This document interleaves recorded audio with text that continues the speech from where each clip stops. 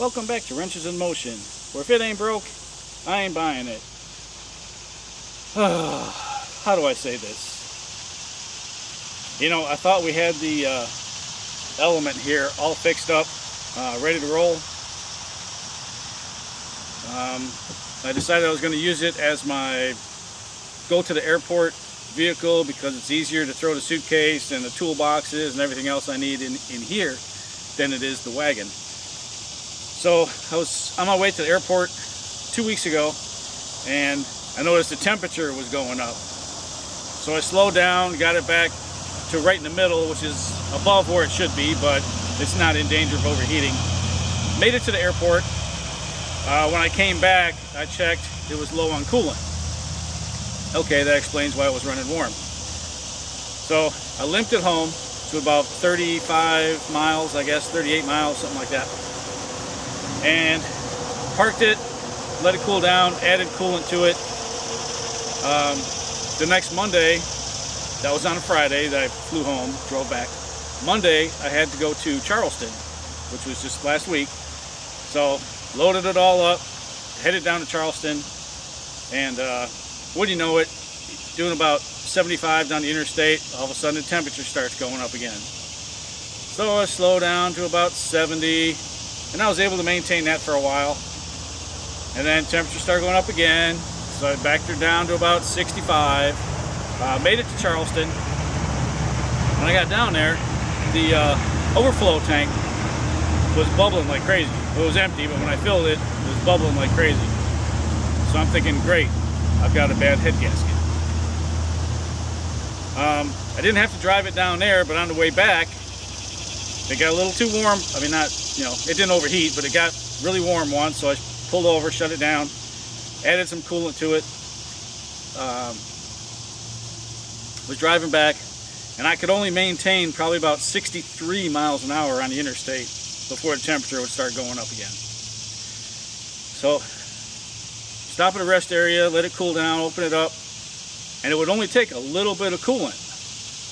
So, at this point it was water because antifreeze is too expensive to just be throwing it away. So, I started wondering, thinking maybe it's not the head gasket. Take off, go a little further, probably about another 100 miles or so. Pull into the gas station, get gas, open it up, top it off. Very little fluid went in. So now I'm wondering, do I really have a bad head gasket? Or is it my thermostat being mostly closed, causing the coolant to overheat? And then when it finally does get to the radiator, it just boils over? Is it the water pump not being able to pump enough fluid? So I got to Emporia, which is about 70 miles from here, and once I got there and on my way back, I couldn't make it run warm. Now granted, the sun was going down and it got a lot cooler out, so could it be it was just like, you know, mid-90s down in Charleston? Could a cooling system just not hold up? So what we're going to do today is we're going to test the head gasket with the blue fluid, see if it turns yellow. If it does, obviously it's the head gasket. If it doesn't turn yellow, then we're going to focus on the water pump and thermostat. We're going to order those. Unfortunately, Monday I've got to be back in Charleston again. I'm not taking this. I'm going to take the wagon down there this time because I don't have as much stuff to bring. And we'll see what happens with this. So stay tuned. We'll see if we can find the head gasket tester, which is in the garage somewhere, who knows where, and we'll throw it on here and see what happens. Okay, step one says start the engine, let it run for 10 minutes, and then we'll pour the fluid into here. We've got our Mighty Vac hooked up already. We'll set this on top of the radiator and start sucking air through it and see if it turns yellow. So let's get this thing started. Let's let it run for 10 minutes.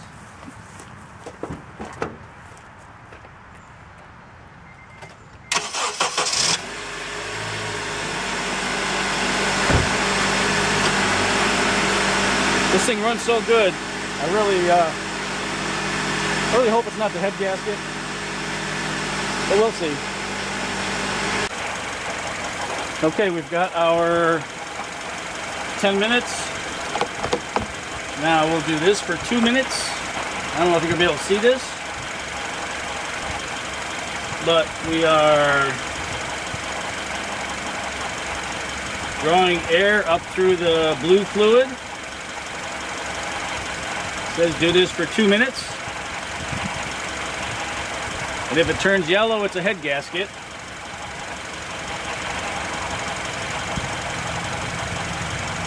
And if not, then there's something else.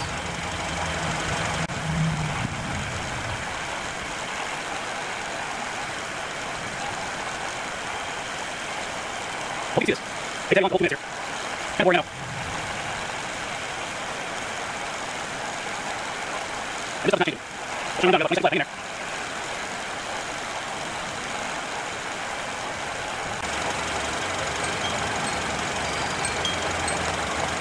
Okay, so after 2 minutes of pumping, the fluid is still blue, which means we do not have a head gasket leak.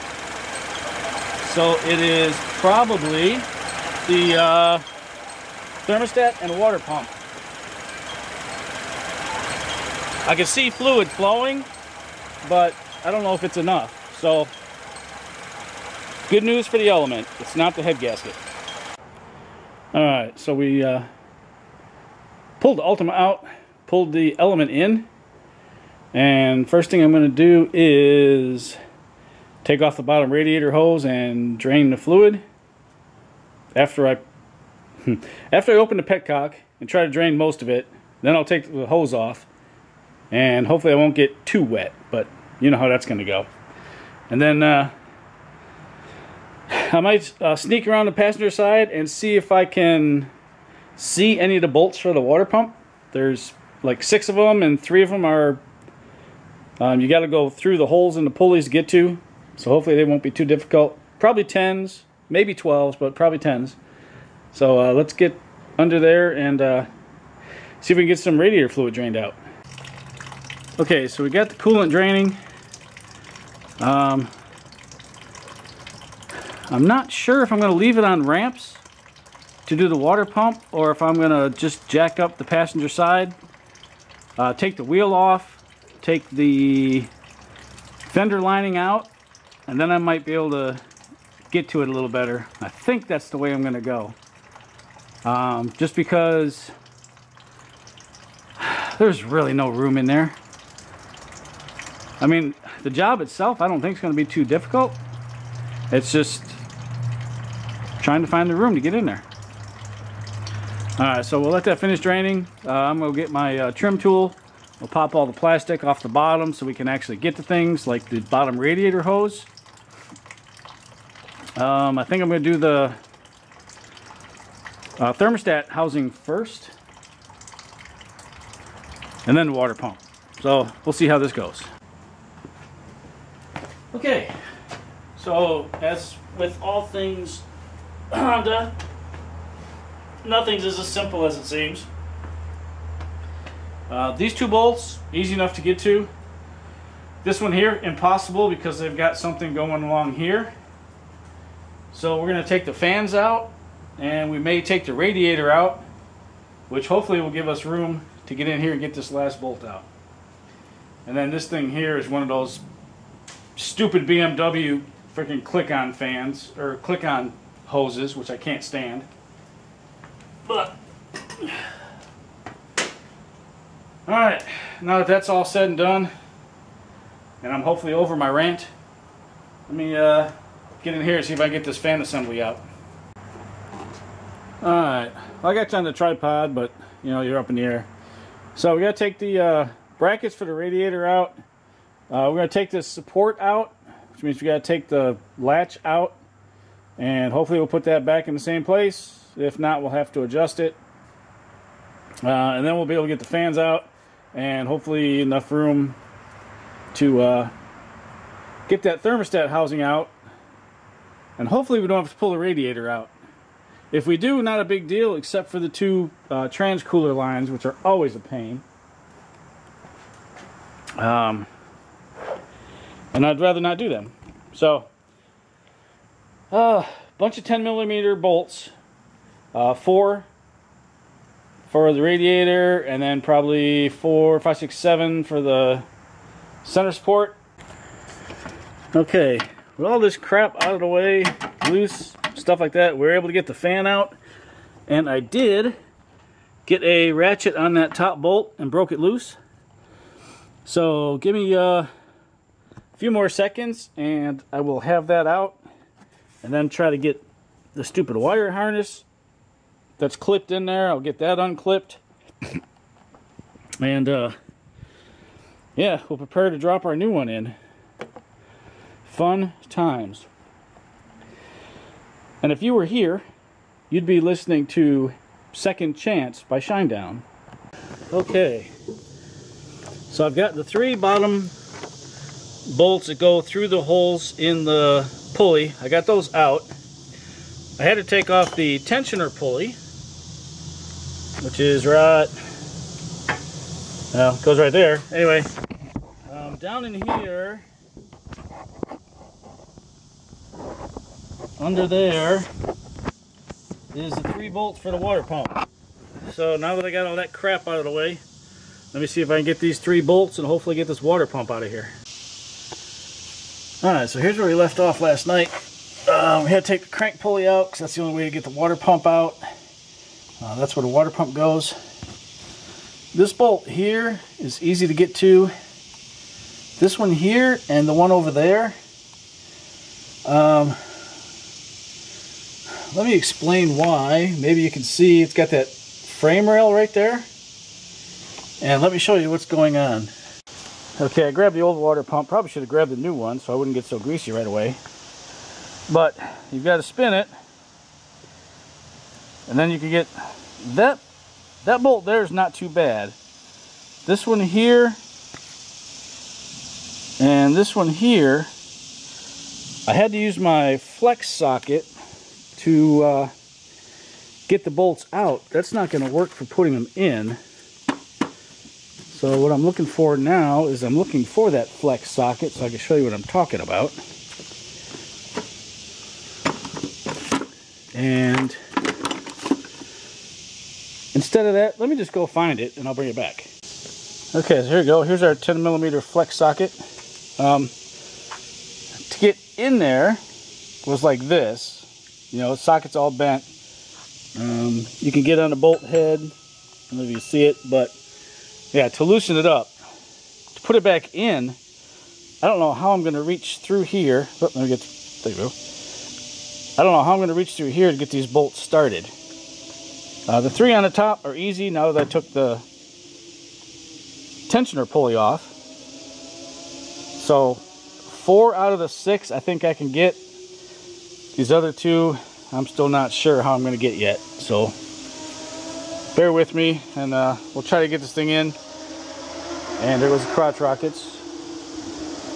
This is a 35 zone. And as you saw, he's definitely not going 35.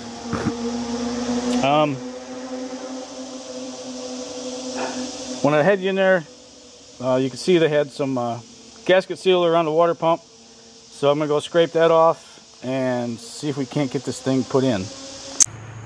Okay, this is where we're going to leave off for the video for right now. The water pump is in and tightened up. I got a wrench in there somewhere. You probably can't see it because it's light. But I got a wrench stuck in there. I got to get that out. The tensioner pulley I've got to put in, but the nut keeps falling out the back, so I got some Honda Bond on there. I shoved it in there. Hopefully that'll stay next time. I've got to put the harmonic balancer back in, which I'm considering replacing because all the rubber's cracking around the outside. I really hate for it to fall apart. And the biggest thing is I am going to go ahead and order a radiator. It may not need it, but if the radiator is plugged, that would definitely restrict water flow. And I mean, I'm this far, I've got this much of the system replaced. May as well replace that too. Well, it is another day with the element, albeit it's it's getting dark quick, so we're not going to have a whole lot of time to work today. I just got back from Charleston at 3 o'clock this morning, and then I had a bunch of stuff to do when I woke up. It's 5 o'clock and I'm finally out here, which is way too late. But what we've got is upper and lower radiator hoses. So we're going to put those in, and I decided to spring for a new radiator because, I mean, this one might be good and it might not be good. So I'm going to just say I don't think it's good and rip it out and replace it. So we're going to take this bar, get it loose so we can move it out of the way. There's 2 bolts on either side, and then there's the 3 for the latch, which we might just leave the latch on there and just push it. And then you've got the 2 bolts on each side for the holder for the radiator. They don't just get threaded in, there's nuts on the back, which makes it even more of a pain. But it's doable. So we'll take those 4 out so we can move the radiator. This is already loose, so we can move that. And then there's 2 bolts for each set of fans. We'll take the fans out. The upper radiator hose, we'll get that out of the way so we can pull this fan out. And then the radiator should slide right up to the top. Oh, duh. Also, on the bottom is the power steering. Not power steering. Jeez.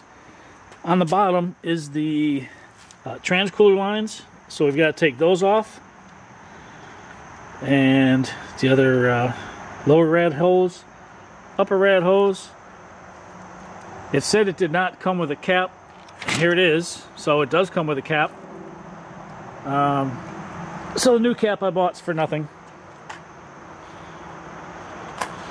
Okay, ideally, in an ideal world, we could just move this out of the way and take the radiator out with the fans, but I don't think that's gonna happen. I don't think there's quite enough room,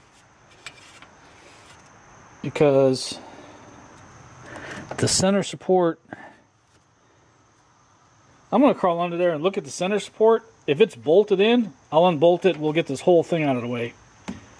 If it's not bolted in, then obviously we're not gonna be able to do that.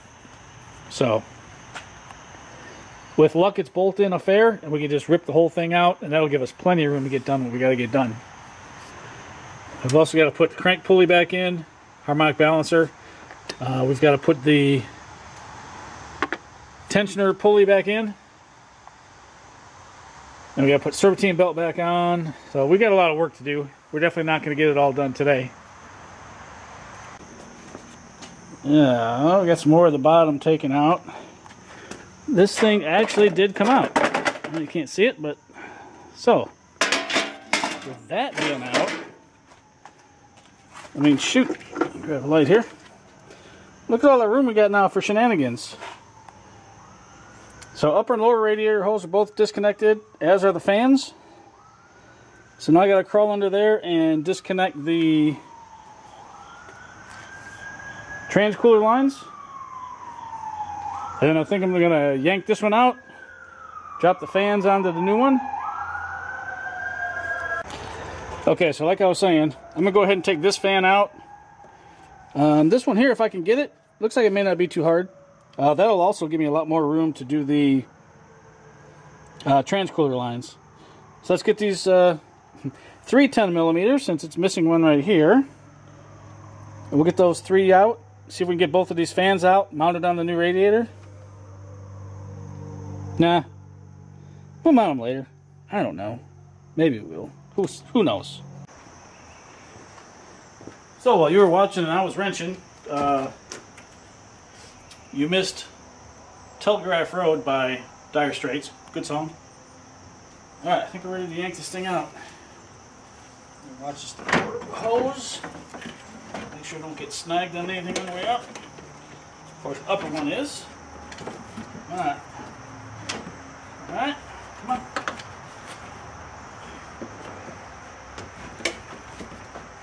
Well, you should lift right out.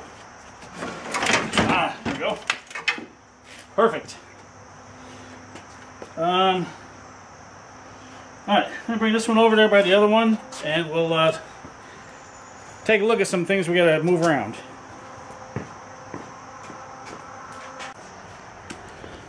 Okay. So the fittings are a little different for the hoses. Not that big of a deal for the power steering lines. This hose is going to take off the fans. I mean, they go in there. 2 bolts on top. Easy enough to swap. We've got to swap this temperature sensor over, which is going to go right in here. Okay. With a pair of pliers. And then I didn't know if there was a date on this radiator or not. And it looks like we got the feet, so we got to take them off, put them on. All right, let's do this real quick. Except for the temperature sensor, I think that's a 1 16, so we got to get some tape. I'll show you that. I didn't realize how late it was, so we got to get this done quick. So.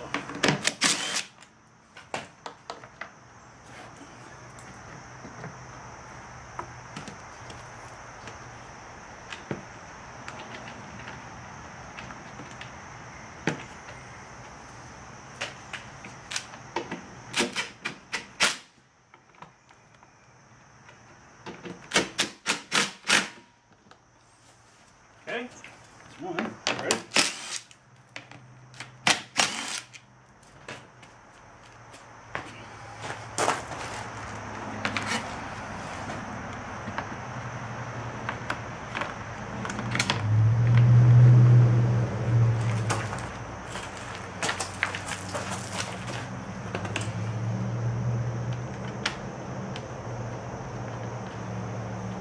This radiator has been replaced once. That is a CSF, which I thought were decent radiators.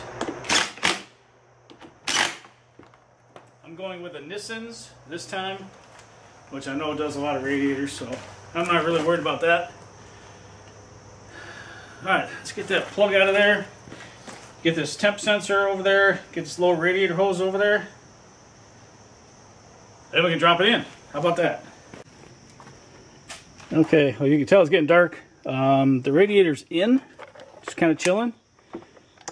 And of course, I broke that off. Don't know how, I wasn't really forcing it. I guess I must have bumped it and snapped it right off. It's just cheap plastic. So, we'll do the zip tie method of holding that in. This thing here's got to go above the hose like that. And, yeah, tomorrow we'll do the transcooler lines. We'll hook all this stuff up and bolt our course port back in. And then I think the only thing left after that is, yeah, the serpentine belt stuff. You guys, you forgot to remind me when I was doing this that I needed to change the radiator hoses. So I got all that done. I put the radiator in, and I was like, oh, take the radiator back out, set it back down, swap hoses. So we got new hoses on there now. And, yeah, I need to get cleaned up because I need to put the Camaro back in the garage, and I am not getting in there dressed like this. So I'm going to go get cleaned up and throw that in the garage and call it a night. Okay, it's another day. Oh, and under here, and you're not gonna be able to see it. Okay, anyway, one of the transcooler lines needs the end snipped off. Not a big deal, be taking care of that. After I do that and hook up the transcooler lines, we're gonna throw the course port back in, get that bolted in, get the radiator bolted in. The wiring harness, of course, we're going to throw that in. And then I think we're going to be super close to having this thing done. Oh, no, I still forgot about those. Alright. So we're not super close, but we're closer than we were. Okay, so we're all done putting it back together, and oh, except for the plastics in the front. Putting that together. We're about to drop this thing in a second, and we'll just move it because I've got the wagon in the back of the, trying to zoom in here. The wagon's in the back of the trailer. So hopefully I can leave it like midnight tonight. Get that up to New York for the wife to drive, and I'll throw her MDX in there and see if I can figure out this transmission issue. Unless I do it when I'm up there. If I do it when I'm up there, then I might bring an empty trailer home. We'll see. Okay, so you don't need to see me do this. I'm just going to push plastic pins in and yeah, and then pull this thing down, and I already started it. It already sounds good, so I think we're almost done. Alright, well that wraps it up for the Element.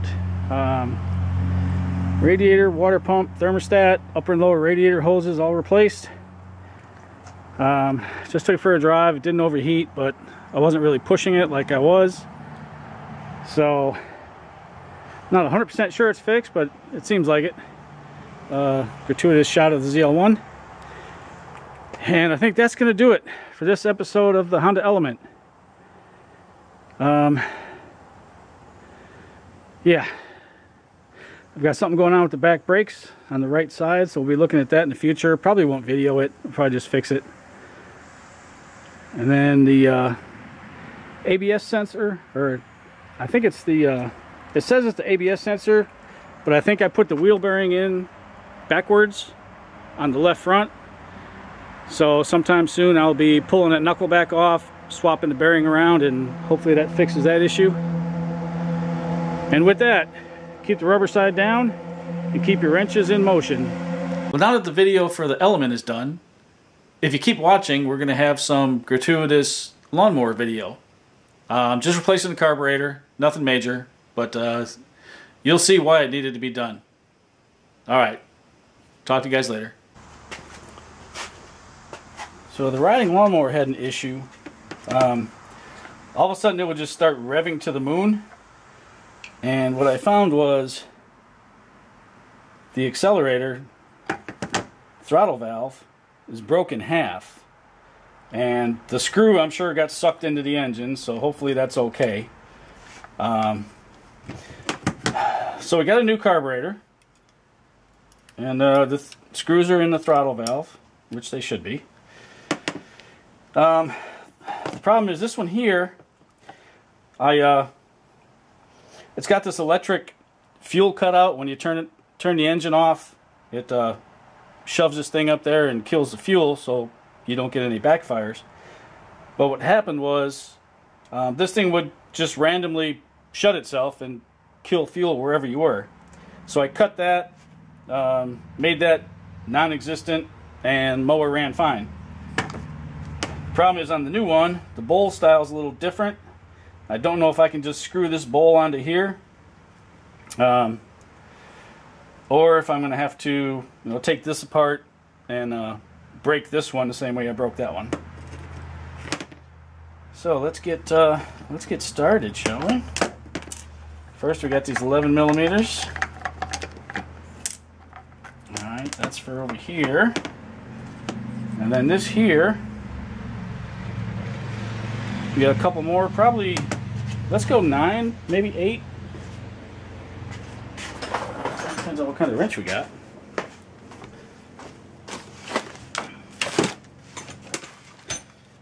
Oh, let's try a 9. And that's too big. So it's going to be an 8. So let me get a 8 millimeter socket and we'll come back. Alright, we're back with our 8 millimeter, which doesn't go on there. So you're going to make me get a wrench. Yep, you're going to make me get a wrench. Alright, well that would have been easy. Stand by. Let's go get a wrench. Okay, wrench acquired. And it's not an 8. If it's a 7, I don't have a 7 millimeter wrench, I don't think. Let me see if I can figure out what to do with this. Alright, so I found a 5/16, which is pretty much the same size as an 8. So I don't know why the 8 didn't work, but whatever, it didn't work. So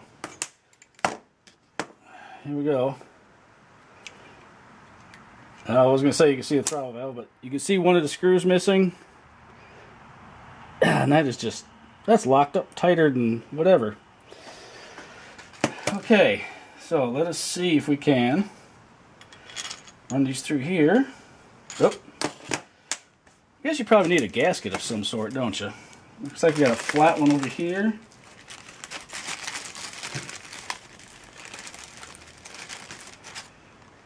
Alright.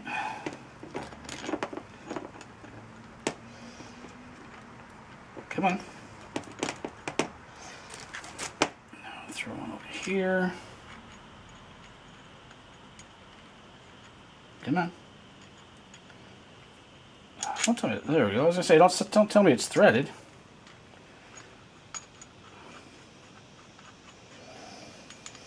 Okay, let's put this in.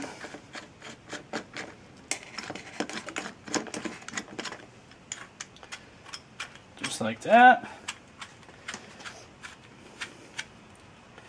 I really need to get this lawnmower fixed. You should. You can see the yard. It's pretty terrible right now. All right. Alright, so I got that half in. Let's work on this half. Why they've got a rubber band down there, I don't know. Alright, this looks like an O-ring.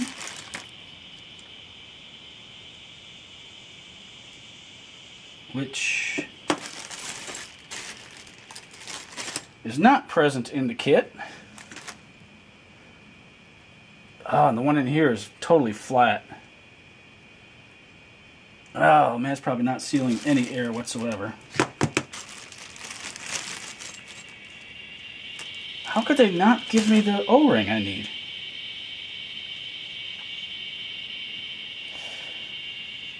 Okay, we'll be back once I get this O-ring out of here and put into there. Okay, so a little bit of Honda Bond in here. That'll seal the air. Now this solenoid deal is what I'm talking about. See how this is always up? That's killing fuel.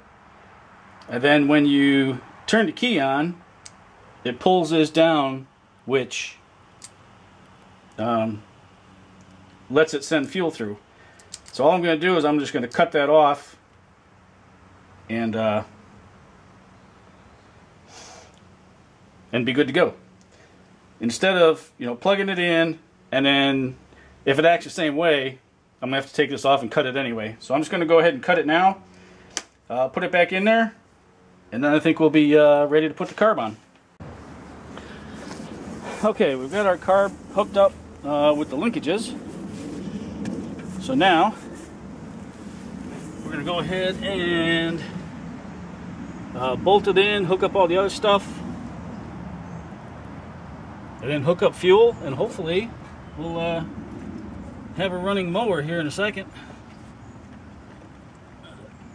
Breather in the back. Pop this up in here.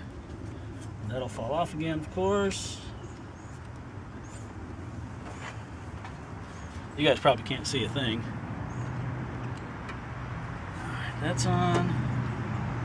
That's in. These two 10mm here, maybe. Alright, there's one. There's two. This is our plug that used to go to there, so we're not even going to use that. And then the fuel line, we'll go ahead and throw that on. Maybe. There we go. I leave this here just for reasons like this. Put this 8mm on here. This is for the choke, and we want to make sure that that cable stays in place. Whoops. Alright, so just tighten that up on the outside. Choke cable's on. Fuel's on. Let me get the pliers. Put this clamp on. and we'll start it and see what we get. Okay, I'm not sure what to expect. I think last time I had it running, you could definitely hear that screw still in there. So let's give it a shot, see what we get. And hopefully we got positive vibes.